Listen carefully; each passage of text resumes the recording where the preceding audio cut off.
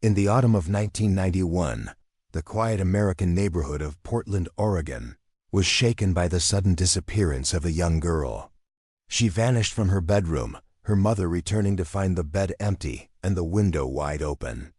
9 years later, she discovers an old recording toy from her daughter.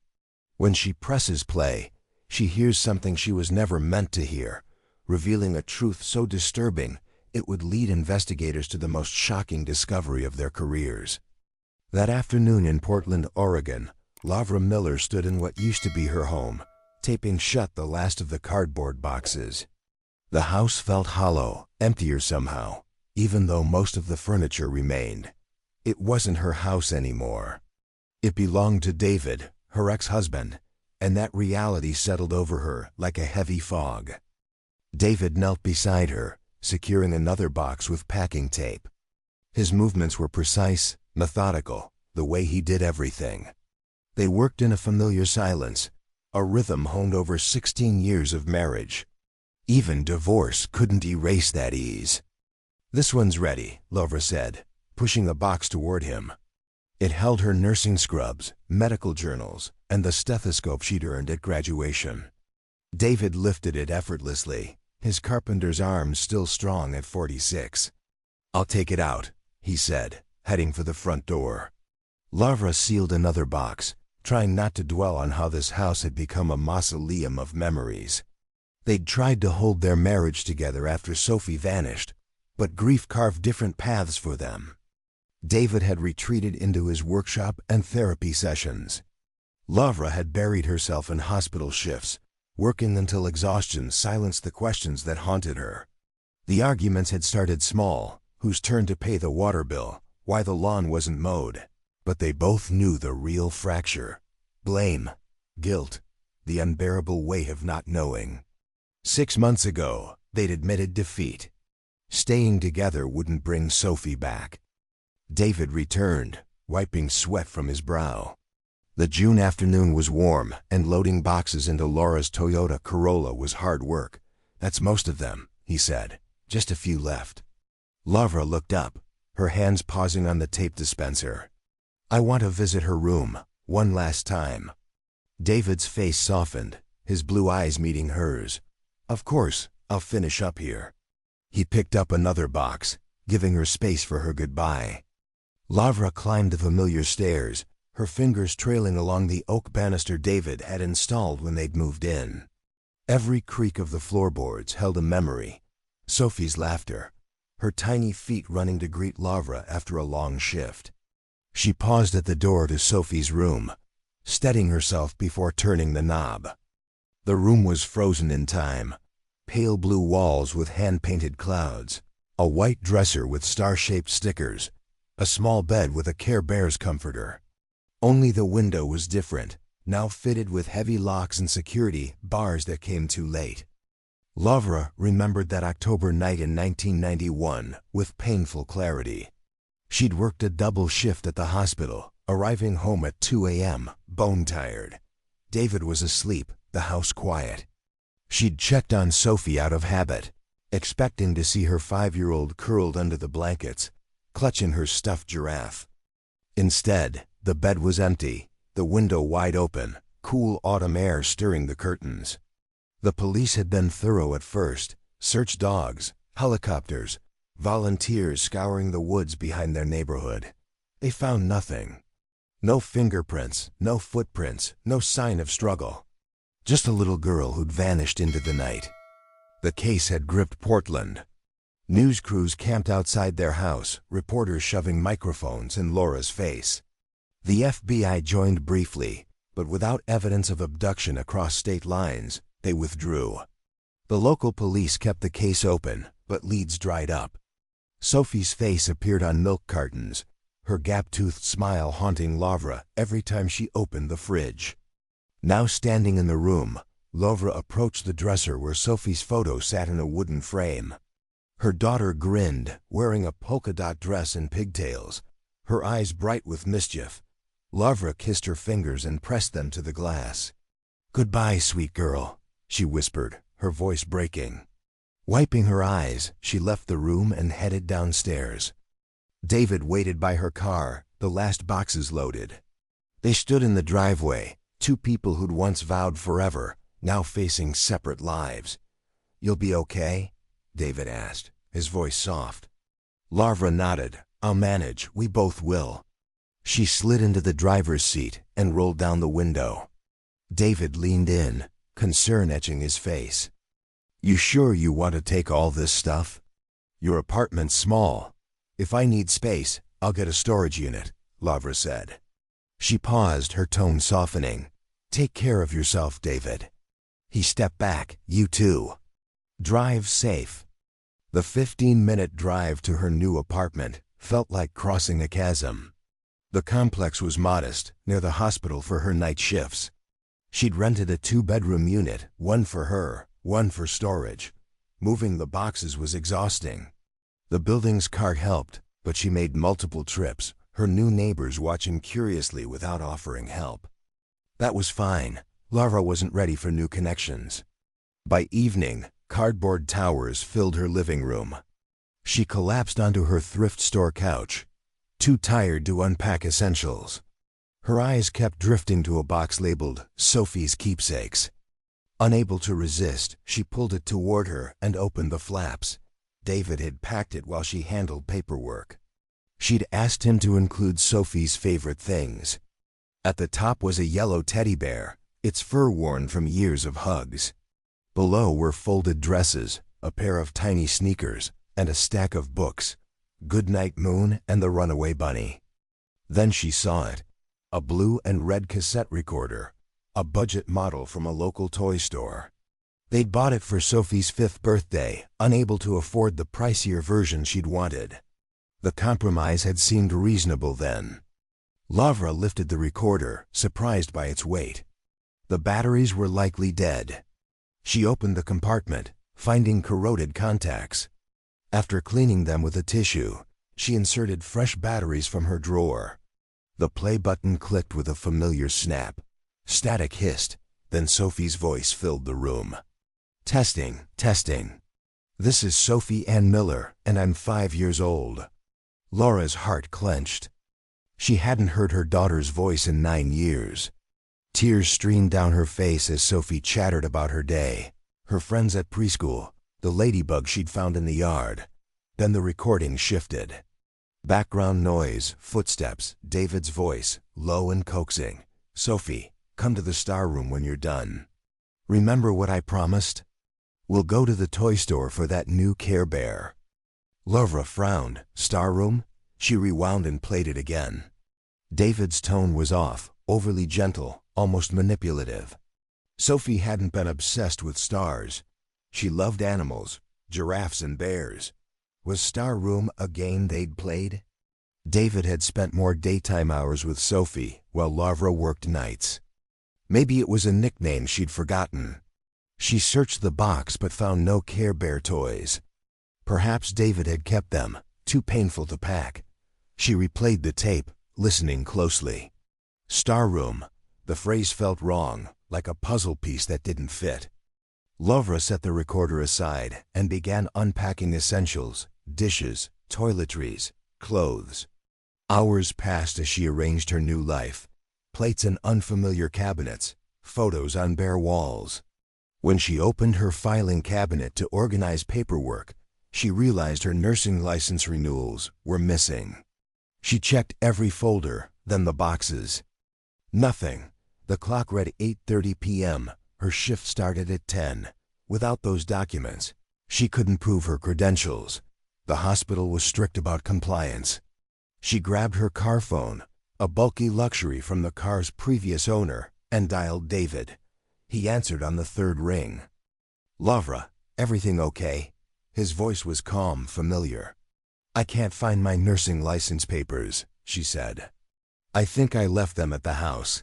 Can I come by to look?" A pause. "I'm heading to my grief group. Won't be back until late." Lavra glanced outside. The sky was orange with sunset. "I need them for my shift."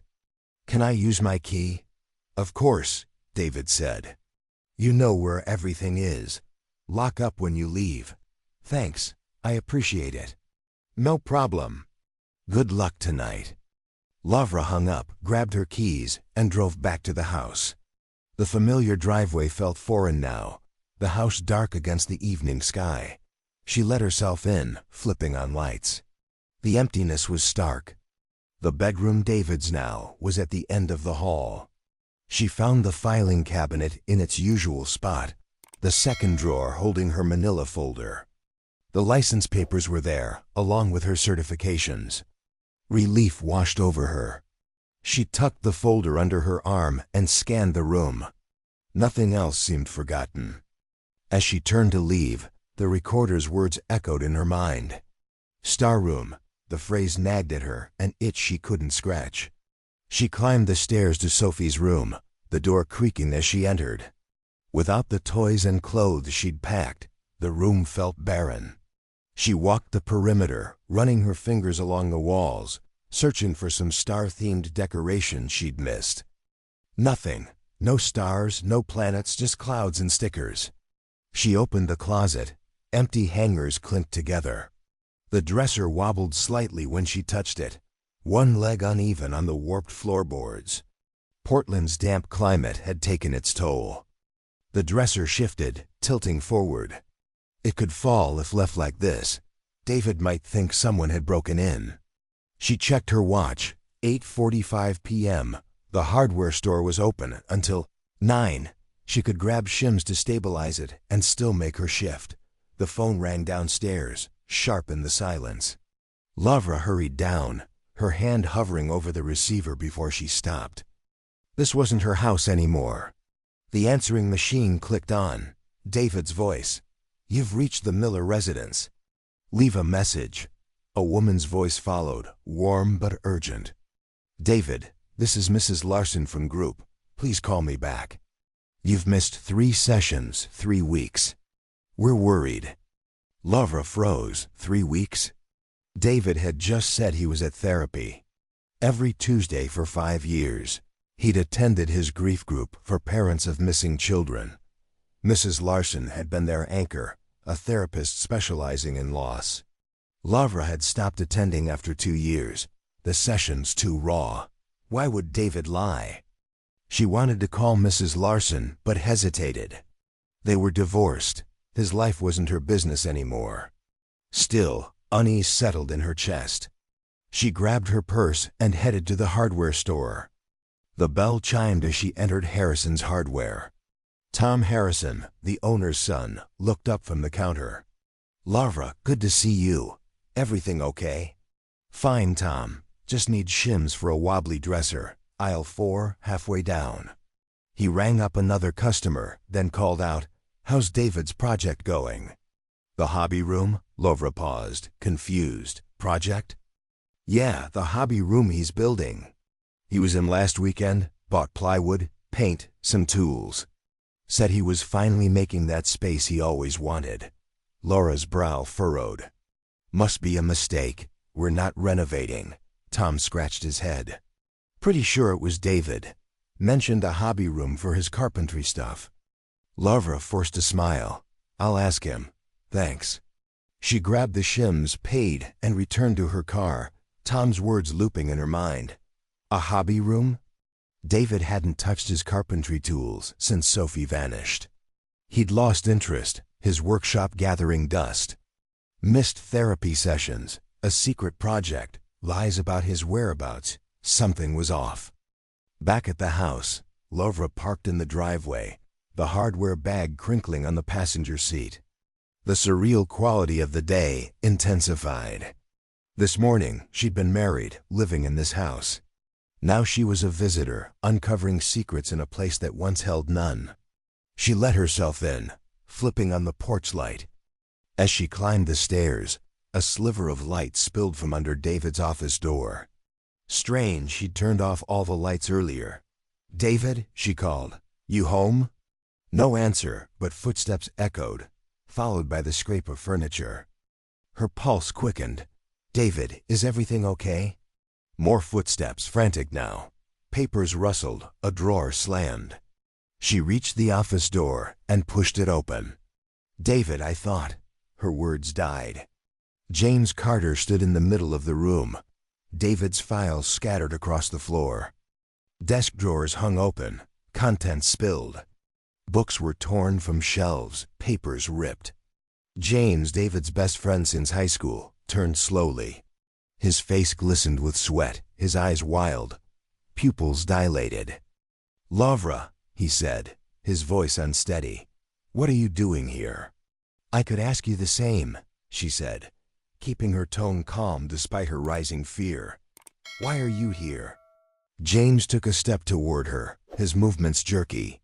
The smell of alcohol and something sharper, fear, maybe, hit her. "You look ill," she said. "Are you okay?" He didn't answer, his expression blank, almost predatory. Another step. Laura's unease spiked. She'd known James for years. She'd carved wooden animals for Sophie, helped David build their patio. This wasn't him. "James, stay there," she said firmly. "I'll call a medic." She reached for the office phone, but James lunged, his hands clamping her wrists. Pain shot through her arms. "Let go." She tried to pull free, but his grip tightened. "James, you're hurting me." She shoved hard, breaking his hold, and stumbled backward, grabbing the door handle to slam it between them. James caught the edge, wrenching it open. Fear flooded her. She turned to run, but James grabbed her from behind, his arms locking around her waist. She fought as he dragged her down the hall, toward Sophie's room. "No!" she screamed, twisting in his grip. He shoved her through the doorway, throwing her onto the small bed. The Care Bear's comforter cushioned her fall, but before she could scramble away, James was on her, pinning her down. His breath reeked of whiskey, his hands clawing at her clothes. "James, stop," Lavra begged. "You have a family, think of them." He didn't respond, his face eerily blank. Her hand found Sophie's ceramic lamp, a giraffe-shaped nightlight, on the bedside table. She swung it hard, striking his temple. James grunted, rolling sideways, clutching his head. Lavra scrambled off the bed and ran for the door, but James recovered, grabbing her arm and slamming her against the dresser. The impact knocked the breath from her lungs. The dresser teetered, its uneven leg giving way. It crashed forward, splintering the floorboards. Dust rose, revealing a hidden cavity beneath. Inside were dozens of cardboard boxes, filled with VHS tapes and VCDs. James's demeanor shifted. His eyes lit up, a twisted grin spreading across his face. "This is what I came for," he muttered, dropping to his knees and grabbing tapes. Lavra, dazed, watched as he shoved them into his arms. Labels caught her eye. Star Room Volume 12. Star Room Volume 89. Star Room Volume 204. Her stomach churned. James pushed past her, clutching his haul, and ran from the room, footsteps thundering downstairs. "I'm calling the police," Lavra shouted, her voice shaky but resolute. The front door slammed. Through the window, she saw James stumble down the driveway, not looking back. Lavra slumped against the wall, her wrists throbbing, her back aching. What had just happened? Why was James here stealing tapes? What were they? She reached into the cavity, her hands trembling, and pulled out a cassette. The label read, "Star Room Volume 47. The same phrase from Sophie's recorder, now heavy with menace. She struggled to her feet. She needed to call the police. Now. Laura's hand trembled as she clutched the cassette labeled Star Room Volume 47 and dialed 911 from the house phone in the dim hallway of what used to be her home in Portland, Oregon. The sharp ring cut through the silence left by James Carter's frantic escape with a handful of mysterious tapes. Her wrists still ached from his grip, her back throbbing from where he'd slammed her against the dresser, but the weight of the tape in her hand felt heavier than any pain. The dispatcher's voice was calm, professional, asking for her name and location. Laura's words spilled out in a rush, her voice shaking as she explained the attack. James breaking into David's house, the hidden cavity under Sophie's bedroom floor, filled with boxes of VHS tapes and VCDs. "His name is James Carter," she said, her breath catching. "He stole some tapes and ran. I think they're connected to my daughter, Sophie Miller. She went missing 9 years ago." The dispatcher asked her to stay on the line, assuring her police were on their way to 4728 Elm Street. Lavra sank to the floor, the cassette pressed against her chest, her mind racing with questions she wasn't ready to answer. What was the Star Room? Why had James risked everything to steal those tapes? And what did David, her ex-husband, know about it all? Sirens wailed in the distance, growing louder as red and blue lights flashed through the living room windows. Lavra stood, her legs unsteady, and moved to the front door to meet the officers. The lead officer, a man in his 50s with a weathered face and kind eyes, introduced himself as Detective Alan Brooks. He listened as Lavra recounted the evening, finding the cassette recorder with Sophie's voice, the strange mention of a Star Room, James's attack, the hidden tapes beneath the floor. His expression grew serious as she handed him the cassette, its label stark under the porch light. "These were hidden in Sophie's room," she said, her voice barely above a whisper.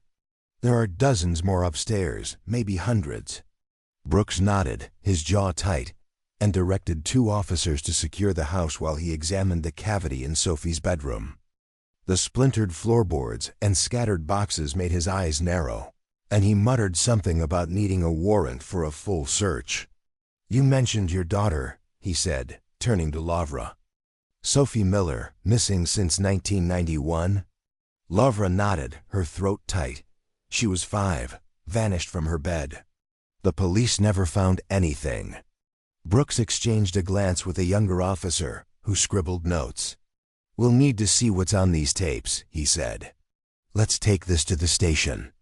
They moved to the living room, where David's old TV and VCR sat on a wooden stand. Laura's hands shook as she inserted the cassette, the machine whirring to life. The screen flickered, static giving way to an image that stole her breath. David sat on the floor of their old living room, Sophie at his side, stacking colorful blocks into a wobbly tower. Her laughter filled the room, bright and carefree, the same giggle from the recorder. "This is from before she disappeared," Lavra whispered, her eyes fixed on her daughter's pigtails and polka-dot dress. "Maybe a few months earlier." On screen, David smiled at the camera, his voice warm but oddly deliberate. "Sophie, want to play a game? Go to the Star Room and surprise me." Sophie clapped her hands, jumping up. "Okay, Daddy." Her footsteps echoed as she ran off camera toward the basement stairs. David looked directly at the lens, counting slowly. 1, 2, 3. He paused between each number, his smile unchanging. Laura's stomach twisted. "The basement?" she said, confused. "We never called it the Star Room." The video cut abruptly. When it resumed, the scene had shifted to a room Laura didn't recognize. The walls were painted pale blue, decorated with glowing star stickers that caught the dim light. A child-sized bed sat in the corner, covered with a starry blanket. Stuffed animals, bears, giraffes lined a shelf. Sophie sat on the bed, wearing a sparkly dress far too grown-up for a 5-year-old, her face uncertain. David's voice came from behind the camera, coaxing. "Pose for Daddy, Sophie. Show me your prettiest smile." What followed made Laura's blood run cold. David stepped into the frame, sitting beside Sophie. His hands moved to her shoulders, then lower, touching her in ways that made Laura's vision blur with tears. Sophie looked confused, her small voice saying, "Daddy, I don't like this game." Laura's scream tore through the room. "Turn it off." Brooks hit the stop button, his face pale. Lavra collapsed onto the couch, sobbing, her hands covering her face. "I never knew," she gasped. "I never saw that room." "Oh God, my baby." Brooks sat beside her, his voice steady but urgent. "Mrs. Miller, I need you to think. Could Sophie still be in this house? In the basement?" Laura's head snapped up, the possibility hitting her like a blow. The basement was always locked, David insisting it was for safety, to protect his tools. She'd never questioned it, working night shifts while he stayed home with Sophie. "It's always locked," she said, her voice trembling. "David has the only key." Brooks exchanged a look with his officers. "We need to get in there. Now." An officer approached, holding a phone. "Detective, I spoke with Mrs. Larson from the therapy group. David Miller hasn't attended in 3 weeks. He's not there tonight." Laura's heart sank. Another lie. David had told her he was at therapy when she called earlier. Brooks stood, his voice firm. "That's probable cause. We're breaching that door." He turned to his team. "Get the breaching tools. We're going in." Laura followed the officers to the basement door, a heavy oak barrier that had always seemed excessive for an interior lock. Her heart pounded as they carried in a battering ram and crowbars, the metal glinting under the hallway light. "Stand back, ma'am," Brooks instructed. Laura pressed against the wall, clutching Sophie's ceramic giraffe lamp, which she'd grabbed from the bedroom. The first blow shook the house, the door holding firm. David had reinforced it, she realized, another piece of the horrible puzzle. The second blow cracked the frame, splinters flying. On the third, the lock gave way and the door swung open, revealing a dark staircase descending into the basement. An officer flipped a switch, and fluorescent lights buzzed to life, illuminating a tidy space. David's workbench stood against one wall. Tools hung in perfect rows: hammers, saws, chisels. Shelves held labeled boxes of nails and screws. A washer and dryer sat in the corner, their surfaces gleaming. "He's always been meticulous," Laura said, her voice echoing. "He works down here building things." Brooks nodded, but his eyes scanned the room with suspicion. "Check everything. There's got to be a hidden entrance." Officers spread out, tapping walls for hollow sounds, moving boxes, checking for fresh paint or mismatched materials. Laura joined them, her desperation growing. She knelt by the workbench, peering under it, then moved to the washer and dryer. Something caught her eye, a faint seam in the concrete floor where the dryer sat. "Detective," she called, her voice sharp. "Look at this." Brooks and 2 officers hurried over, gripping the dryer and pulling it away from the wall. The washer followed, scraping loudly. Beneath was a metal trapdoor, its edges flush with the concrete, nearly invisible. A small lock secured it. Brooks knelt, examining the label scratched into the metal: "Star Room Access." Laura's breath caught, her hands shaking as she clutched the giraffe lamp tighter. Brooks took a crowbar from an officer and pried at the lock. Metal groaned, then snapped. The trapdoor lifted, revealing a narrow staircase descending into darkness. A string of star-shaped fairy lights ran along the ceiling, unplugged but clearly meant to light the way. A faint smell wafted up: mildew, metal, and something human, like sweat and confinement. Brooks plugged in the lights, and a soft blue glow filled the passage. The walls were lined with soundproofing foam, the kind used in recording studios. "Jesus," an officer muttered. Brooks led the way, his flashlight beam cutting through the dimness, the officers following single file. Laura stayed at the top, her heart pounding. Could Sophie be down there? After 9 years, could she have been beneath her feet all this time? The passage stretched about 20 feet, ending at a metal door painted pale blue, decorated with star stickers that glowed faintly under the fairy lights.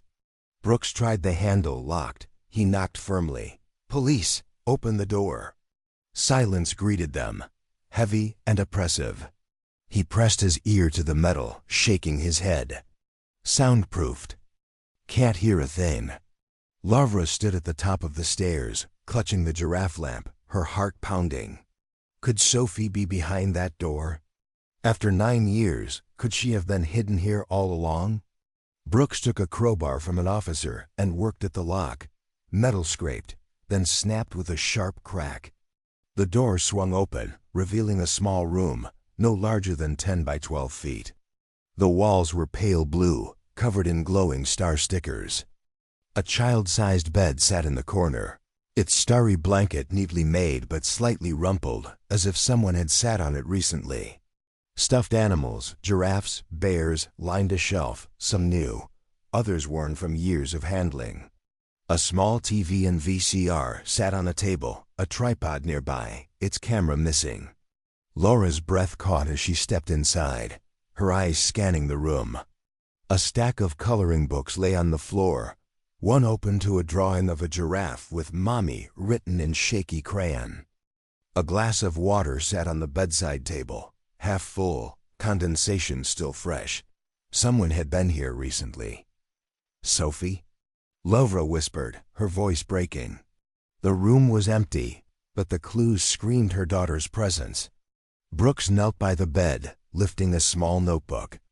Inside were childish drawings of stars and a woman with long hair, labeled "Mom." "She's alive," Laura said, tears streaming down her face. "She has to be." Brooks's face was grim. "Someone's been here, but they're gone now. We need to find out where." A folded paper slipped from the notebook, catching Laura's eye. It read "Celestial Circle" in David's precise handwriting, followed by an address, 3542 Riverside Drive. Brooks's eyes narrowed. This could be a lead. "We're not done yet, Mrs. Miller." Laura clutched the giraffe lamp, her heart torn between hope and dread. Sophie was close, she could feel it, but the empty room held secrets darker than she could imagine. Varsail and Mechna Laura stood in the empty star room, clutching the ceramic giraffe lamp, her eyes fixed on the notebook Detective Brooks held. The childish drawing of a giraffe labeled "Mommy" and the folded paper with "Celestial Circle" scrawled in David's handwriting burned into her mind. The room's pale blue walls, adorned with glowing star stickers, felt like a mockery of the childhood Sophie had lost. The half-full glass of water on the bedside table, its condensation still fresh, screamed that someone had been here, maybe hours ago. Laura's heart pounded with a mix of hope and terror. Sophie was alive, or had been, but where was she now? Brooks folded the paper and tucked it into his pocket, his voice steady but urgent. "Mrs. Miller, we're heading to 3542 Riverside Drive. That address might lead us to your daughter. Stay here with Officer Chun until we secure the scene." Laura shook her head, her voice firm despite the tears streaking her face. "I'm coming with you." "That's my daughter." Brooks hesitated, then nodded. "All right, but you stay in the car. This could be dangerous." Laura followed the officers out of the basement, the star-shaped fairy lights casting an eerie glow as they left the hidden room behind. The Portland night was cool, the air heavy with the scent of pine and impending rain. As they piled into the patrol car, Laura's mind raced. David, her ex-husband, had lied about his therapy group, hidden a room in their home, and now this celestial circle. What had he done to Sophie? And why had James Carter, his best friend, broken in to steal those tapes? The drive to Riverside Drive was tense, the police radio crackling with updates. Unit 12, suspects apprehended at 3542 Riverside Drive. 8 males in custody, including David Miller and James Carter, requesting transport van and CSU. Laura's breath caught. David was there. Brooks glanced at her through the rearview mirror. "We've got them, Mrs. Miller. We'll find out what they know." Riverside Drive was a quiet, tree-lined street, its modest 2-story homes bathed in the flashing lights of police cars. A crowd of neighbors gathered behind yellow tape, whispering and craning to see. Laura stayed in the patrol car as instructed, her hands gripping the giraffe lamp. Through the window, she saw 8 men in handcuffs near a police van. David stood among them, his head bowed, his shoulders slumped. James swayed beside him, still reeking of alcohol, his face pale. The other 6 men, ranging from 30s to 60s, wore casual clothes, as if caught during a friendly gathering. Officers moved in and out of the house, carrying evidence bags filled with VHS tapes, VCDs, and DVDs. Laura overheard fragments of conversation. "Caught them watching a tape. Star Room Volume 962, looks recent. They call themselves the Celestial Circle, Some kind of sharing group. Her stomach churned. A group. They'd formed a group to share videos of children, her Sophie, and maybe others. Brooks approached the car, his face grim. "We need you at the station for a statement. But first, we're searching the house. The address in that notebook led us here. We think Sophie might be close." Laura's heart leapt. "Is she in there?" Brooks shook his head. "Not yet, but we found more tapes, photos, and a ledger with names, other children. This is bigger than we thought." Laura's vision blurred with tears. "Other children? How many?" She nodded, unable to speak, and followed Brooks to the station, the giraffe lamp still in her hands. The police station buzzed with activity, officers cataloging evidence from the Riverside Drive raid. Lavra caught glimpses of the men being processed, fingerprints, photographs, personal items bagged. David stood in the booking area, his expression blank, as if this were just another day. A woman in a gray suit approached, her voice calm but professional. "I'm Karen Wells from Child Protective Services. We'll need to prepare for any victims we find, including your daughter." Lavra nodded, her throat tight. "Just find her, please." Brooks led Lavra to a small interview room, its beige walls and basic furniture stark under fluorescent lights. A video camera recorded as he sat across from her. "Tell me everything, from the beginning," he said. Lavra spoke for over an hour, her voice breaking as she recounted their marriage, Sophie's birth, the night she vanished in 1991, the years of searching, the divorce, finding the cassette recorder, James's attack, and the hidden star room. Brooks took notes, his face unreadable but his eyes softening when she mentioned Sophie's drawing. "We're piecing it together," he said when she finished. "The tapes, the ledger, they point to a network. David and James weren't acting alone. The Celestial Circle has been operating for years, targeting children from small towns like Portland." Laura's hands clenched. "How many more child?" Brooks hesitated. "At least a dozen names in the ledger, maybe more. We're cross-referencing with missing persons reports." Laura's mind reeled. A dozen children, stolen from their families, hidden away like Sophie. She thought of the tapes, hundreds of them, labeled with numbers stretching into the thousands. How many victims had suffered in rooms like the Star Room? Brooks stood, motioning her to follow. "I need to show you something, but it's hard to watch. You have a right to know." They walked to an observation room with a one-way glass overlooking an interrogation room. David sat at a metal table, handcuffed, two detectives across from him. Through the speakers, his voice was calm, almost proud. "I took her that night, October 20th, 1991. Lavra was at the hospital, working her shift. I carried Sophie downstairs to the star room I'd built. She was asleep, didn't even stir. I opened the window, made it look like a break-in. Everyone believed it." Laura's knees buckled, and Brooks guided her to a chair. David continued, his tone chilling. "She was mine, my creation. Why shouldn't I keep her?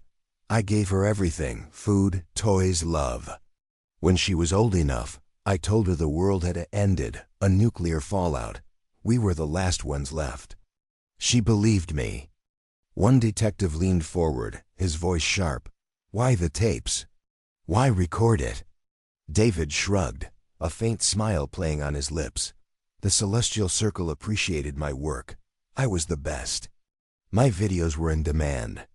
Sophie was special, compliant, trusting. The others shared their own, but mine were the prize." Laura's stomach turned, bile rising. Other children, other monsters like David. The second detective pressed. "Where's Sophie now?" "We found the room, but she's not there." David's smile faded, his eyes narrowing. "She's safe. You'll never find her unless I tell you." Laura's heart stopped. She turned to Brooks. "He knows where she is. Make him talk." Brooks nodded. "We're working on it. He's playing games, but we've got other leads." Back in the interview room, Lavra sat heavily, her hands shaking. "What about James? Why did he break in?" Brooks consulted his notes. James Carter's been talking. He was part of the circle, but he got greedy. He wanted David's tapes for himself, thought he could sell them or use them to gain favor with the group. He's obsessed with Sophie, saw her as the ultimate prize. When he broke in, he didn't expect you to be there. Laura's skin crawled. James, who'd carved wooden giraffes for Sophie, who'd laughed at their barbecues, was a predator. "How many others are in this circle?" she asked. Brooks's face darkened. "The ledger lists 12 children, 9 still unaccounted for. We've got names, dates, and some addresses. Raids are happening now across Oregon and Washington." Laura's mind flashed to the parents of those children, living with the same grief she'd carried for 9 years. She thought of the tapes, each one a stolen childhood, a family shattered. Brooks's radio crackled. "Unit 12, we've got a hit at 728 Oak Lane. Female, early teens found in a hidden room. Matches Sophie Miller's description." Laura's heart leapt, tears spilling over. "Is it her?" Brooks held up a hand, listening. "She's alive, ma'am. They're bringing her to the hospital now. We need to move." Lavra clutched the giraffe lamp as they rushed to the patrol car, the Portland streets blurring past. The hospital was a flurry of activity, nurses and officers moving through the halls. Karen Wells met them at the entrance, her face gentle but serious. "Sophie's in a private room. She's stable but disoriented." "She's been through a lot," Lavra followed, her legs trembling. In a sterile room, a teenage girl sat on a bed, her blonde hair tangled, her blue nightgown thin and worn. Her eyes were hollow, her skin pale. Lavra knew her instantly, despite the years. "Sophie," she whispered, dropping to her knees beside the bed. Sophie flinched, her voice small. "Daddy said everyone's dead." The world ended. Laura's heart broke.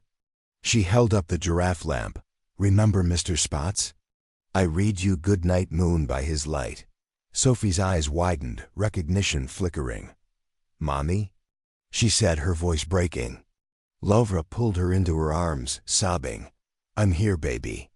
I never stopped looking." Sophie clung to her, her body shaking. Over the next hour, her story emerged in fragments. After David took her to the Star Room, he'd told her a nuclear war had destroyed the world. She'd lived in hidden rooms, moved between safe houses when David feared detection.